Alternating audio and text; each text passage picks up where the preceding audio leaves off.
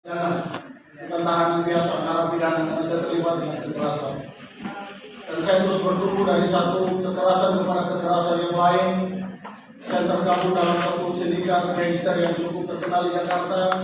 Saya terada di sindikat narkoba dan saya pemakai narkoba selama 9 tahun. Tiap 1 jam saya harus suntik narkoba di badan saya, yang artinya secara medis saya tidak mungkin sembuh karena liver saya rusak. Dan Bapak Ibu tahu kalau liver rusak berarti harus mati karena kita tidak punya filter racun dalam tubuh benar. Tapi kalau malam ini saya masih hidup bukan karena saya lebih baik dari Bapak Ibu, tapi semata-mata ini menunjukkan bahwa masih ada mujizat di tengah-tengah kita. Amin. Saya cukup sangat diberkati tadi walaupun sering mendengar firman, tapi sebagai seorang pelayan Tuhan, tapi ada hal-hal yang terus membaharui kehidupan ini. Saya ingin sampaikan sederhana begini Bapak Ibu Saudara, ini bukan khotbah sesi kedua, no. Tadi pagi ketika bangun subuh saya mulai ambil waktu saat duduk.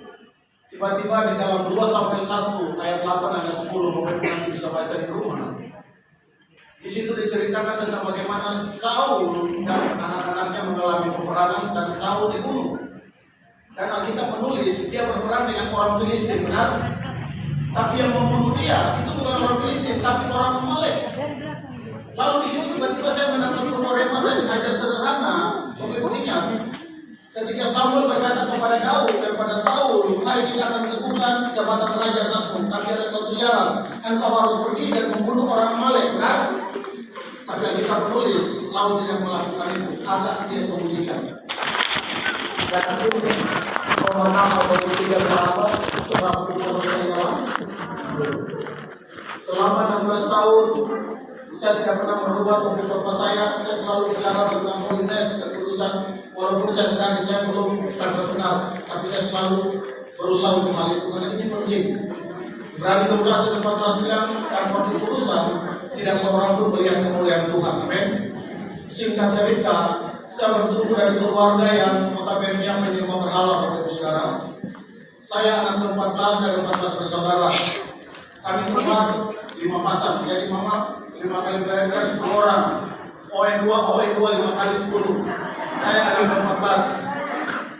Dan apa yang terjadi Bapak Ibu? Bapak saya buat perjanjian dengan Lucifer. Dia diberikan kuasa yang begitu luar biasa, tapi dia korbankan 9 anaknya mati karena tumbal.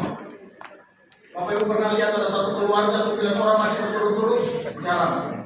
Kami alami dalam keluarga. Kakak saya 9 orang mati berturut-turut, mati tabrakan, mati tenggelam, mati bunuh diri, mati minum obat. Sesuatu yang tidak masuk akal.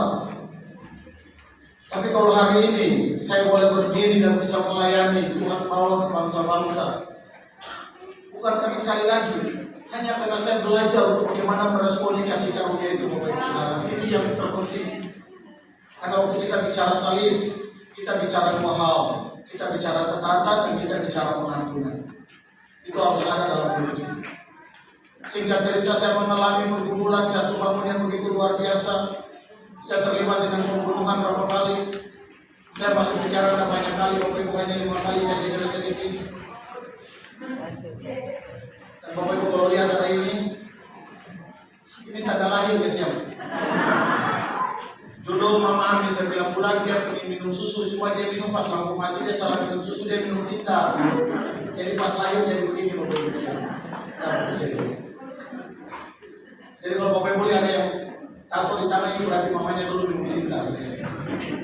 Singkat cerita ini yang saya mau sampaikan satu hal, kuasa firman tidak pernah gagal, amin.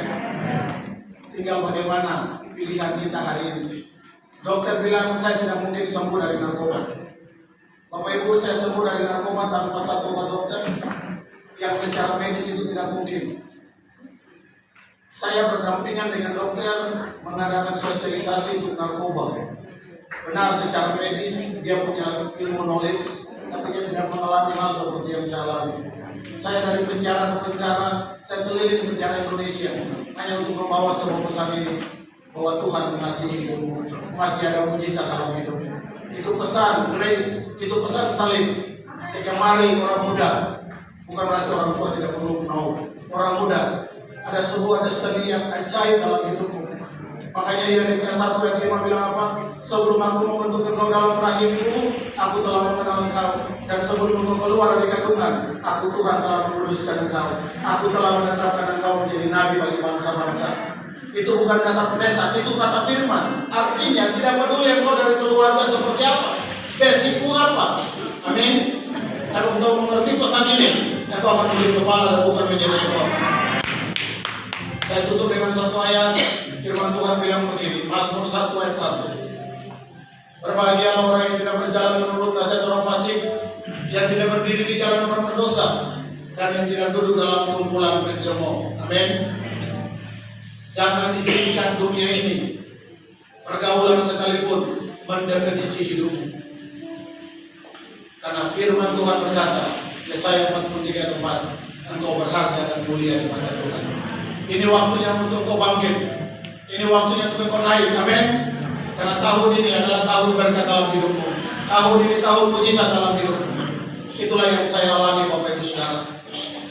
Dari anak ke-14, 5 orang meninggal, 9 orang tinggal kami 5 orang. Saya ada di titik nadir yang paling bawah Bapak Ibu Saudara.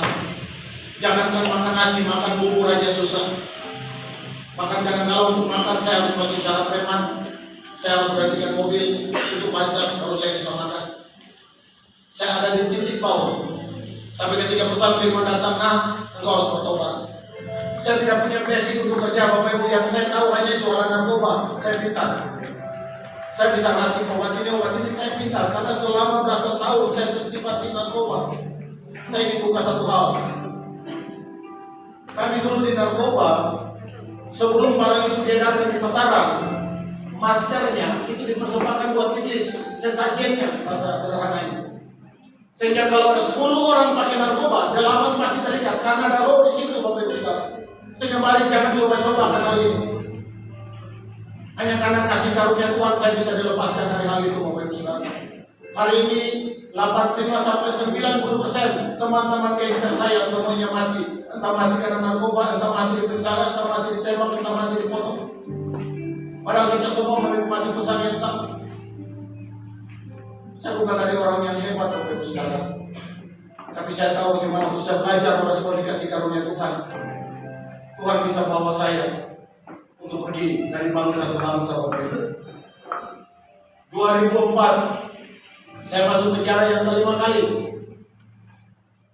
Dalam penjara itu, dalam sebuah ibadah KKR seperti ini, tiba-tiba ada seorang pengerja, boleh saya katakan, dan itu mama rohani saya pertama di penjara. Dia bukan pendeta, dia hanya bawa tasnya pendeta.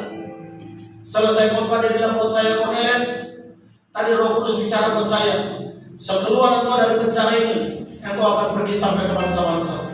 Sekeluar engkau dari penjara ini, engkau akan pergi dari penjara ke penjara. Saya bilang yes, amin. Tapi ketika masuk di kamar penjara, saya pikir apakah itu mungkin? Karena saya tidak punya basic Kristen ya, tapi saya tidak punya pengalaman akan Tuhan.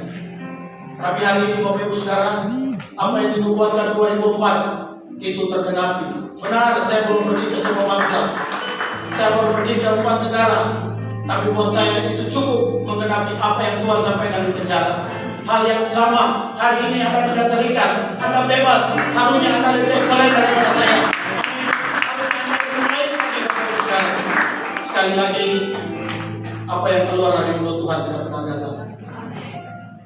Tuhan tidak pernah salah memilih Yudas, tapi persoalannya di tengah jalan Yudas yang membelok. Mari dengar pesan ini. Engkau akan naik dan naik. Amin. Kita tadi deklarasikan yang ajaib buat Tondano, bahwa ada sebuah hal yang ajaib dari bulan ini Bapak Ibu Saudara. Terserah Anda percaya apa enggak. Tapi ketika saya ambil waktu dalam doa puasa, masuk bulan April ini, dari awal tiba-tiba sebuah rema yang begitu kuat. Tuhan katakan, nah, di mana kau bahkan sampaikan pesan ini dari bulan ini sampai 15-20 tahun ke depan, ada open the heaven yang terbuka. Sampaikan itu buat gereja. Ketika mereka meresponi, maka 1 Korintus 2 ayat 9 bilang apa? Tetapi seperti yang tertulis, apa yang tidak pernah dilihat mata, apa yang tidak pernah didengar telinga, apa yang tidak pernah timbul dalam hati, Tuhan sediakan buat kita semua. Sekali lagi selamat malam, Tuhan memberkati kita semua. Amin.